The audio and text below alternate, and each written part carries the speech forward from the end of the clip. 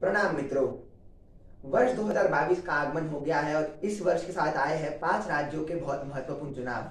इन चुनाव का महत्व और बढ़ जाता है क्योंकि इनमें से एक राज्य यूपी भी है और यूपी के चुनावी नतीजों का सीधा सीधा प्रभाव पड़ेगा 2024 के लोकसभा चुनाव पर, इस वर्ष होने वाले राष्ट्रपति चुनाव पर और भारत की राजनीति के आगे की दिशा पर। तो इसी बात को ध्यान में रखते हुए हम आज एक वीडियो बना रहे हैं और एक आज से सीरीज शुरू कर रहे हैं जिसमें हम आपको बीजेपी ने अलग अलग मोर्चों पर कैसे कार्य किया है देश की सेवा के लिए वो बताने वाले हैं। तो सीधे हम स्टार्ट करते हैं बीजेपी की उन योजनाओं और उनके जो बेनिफिशियरीज है कि देश में किस तरीके से उनका लाभ हुआ है उसके बारे में। तो सबसे पहले हम आपको बताएंगे प्रधानमंत्री गरीब कल्याण रोजगार योजना के बारे में। मित्रों, प्रधानमंत्री गरीब कल्याण रोजगार योजना ने कोविड काल में भारत की बहुत सहायता की है। कोविड काल में जब लोगों की नौकरियां जा रही थी और अनएम्प्लॉयमेंट रेट बढ़ रहा था, तब गरीब कल्याण रोजगार योजना के अंतर्गत 40 लाख लोगों को एम्प्लॉयमेंट मिला है। इनमें लगभग 1 लाख बिजनेस यूनिट शामिल है और इस योजना के पीछे सरकार ने 2600 करोड़ से अधिक रुपए स्पेंड किए हैं। यानी इस योजना ने कोविड काल में स्टेबिलिटी देने में बहुत सहायता की है। इनमें भी यूपी में लगभग 2.5 लाख लोगों को रोजगार मिला है और वहां पे लगभग 10,000 बिजनेस यूनिट्स को फायदा हुआ है। इस योजना के बाद हमारी अगली योजना है प्रधानमंत्री गरीब कल्याण योजना। मित्रों, प्रधानमंत्री गरीब कल्याण योजना के अंतर्गत 80 करोड़ परिवारों को, 80 करोड़ लोगों को इसका लाभ मिला है।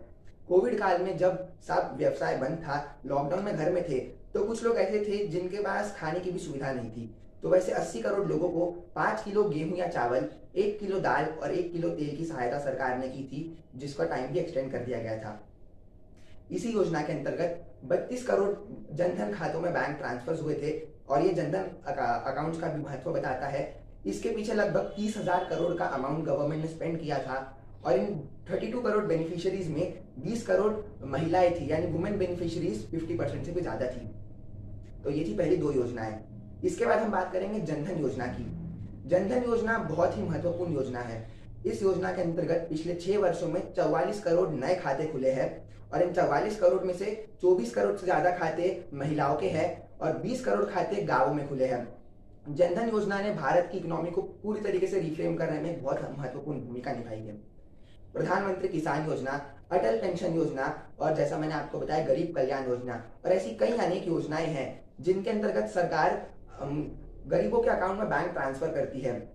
परंतु जनधन योजना के पहले जब बैंक अकाउंट्स नहीं थे तो ये काम बिचौलियों के माध्यम से यानी मिडलमैन के थ्रू होता था।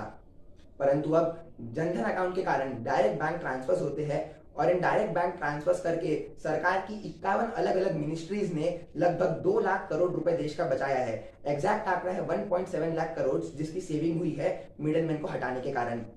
और जनधन योजना के अंतर्गत 32 करोड़ लगभग ई डेबिट कार्ड भी डिस्ट्रीब्यूट किए गए हैं। तो मित्रों, ये थी बात जनधन योजना की। अब हम बात करेंगे चौथी योजना की, जो है जल जीवन योजना या जल जीवन मिशन। ये योजना वर्ष 2019 में आरंभ की गई थी। स्वतंत्रता से लेकर 2019 तक लगभग 70 से 72 वर्षों में भारत में केवल 3 करोड़ टैप कनेक्शंस थे रूरल इंडिया में, यानी गांवों में केवल 3 करोड़ ऐसे परिवार थे जिनके पास टैप वाटर एक्सेस था। परंतु ये चीज बढ़ के पिछले केवल 2 सालों में 8 करोड़ हो गई है। यानी जहां हम पूरे 70 साल में केवल 3 करोड़ रूरल हाउस होल्ड्स को कनेक्शन दे पाए थे 18 करोड़ में से, अब वहां हम 19 करोड़ में से लगभग 8 करोड़ को कनेक्शन दे पाए हैं और 45% तक कवरेज हो गया है रूरल टैप वाटर का और ये प्रोग्रेस आगे भी बढ़ रही है।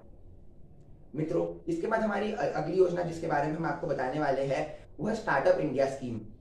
स्टार्टअप इंडिया स्कीम के अंतर्गत पिछले 5-6 वर्षों में 50,000 नए बिजनेस यूनिट्स एस्टैब्लिश किए गए हैं। इनमें से विशेष बात यह है कि कोविड काल में जब बिजनेस वाइंड अप हो रहे हैं, लोगों के रोजगार जा रहे हैं, उस समय लगभग 16,000 नए बिजनेस यूनिट्स लॉन्च हुए हैं स्टार्टअप इंडिया स्कीम के अंतर्गत और इन 16,000 बिजनेस यूनिट्स ने 2 लाख लोगों को रोजगार दिया है और ओवरऑल जो रोजगार मिला है स्टार्टअप इंडिया स्कीम के अंतर्गत वो लगभग 5 से 6 लाख लोगों का है। और मित्रों, इस चलचित्र में हम आपको जो आखिरी योजना के विषय में बताएंगे वो है प्रधानमंत्री आवास योजना। मित्रों, भारत में एक बहुत बड़ी प्रॉब्लम थी कि लोगों के पास खुद का घर नहीं था, तो आवास योजना इसी चीज का सोल्यूशन है। लगभग ऐसा एस्टिमेट किया गया था कि 1 करोड़ 10 लाख से 1 करोड़ 20 लाख के बीच में घर की डिमांड है, जिसके अंतर्गत 1 करोड़ से ज्यादा घर सैंक्शन किए गए। इनका कार्य भी पूरा हो गया है और इनका एक बेनिफिट ये भी रहा है कि इसके पीछे लगभग 6 लाख करोड़ की इन्वेस्टमेंट है और इस इन्वेस्टमेंट के थ्रू सरकार ने लगभग 2 करोड़ लोगों को डायरेक्ट जॉब दिए है और प्लस और 4 से 5 करोड़ लोगों को इनडायरेक्ट जॉब्स और एम्प्लॉयमेंट मिला है। तो मित्रों, ये एक छोटा सा वीडियो था जिसमें मैंने कंपाइल किया है प्रधानमंत्री मोदी जी के अंडर बीजेपी ने क्या कार्य किया है उसको। और मैं आपसे बस अंत में प्रार्थना यही करूंगा कि आप कृपया करके बीजेपी को वोट दीजिए। अभी 5 राज्यों में चुनाव है, इसके अतिरिक्त इस वर्ष के अंत में भी चुनाव है और आगे आने वाले जो भी चुनाव है, हमारा कर्तव्य इस युग में डेमोक्रेसी में यही है कि हम बीजेपी को वोट दें। आप इस वीडियो को ज्यादा से ज्यादा शेयर कीजिए हर उस व्यक्ति तक जो मतदान करना चाह रहा है। हम यही चाहेंगे कि 100% मतदान हो और सभी मत बीजेपी के फेवर में हो। और मित्र, मेरी आपसे यही प्रार्थना है कि कृपया बीजेपी को वोट कीजिए और इस चलचित्र को अंत तक देखने के लिए बहुत बहुत धन्यवाद। धन्यवाद।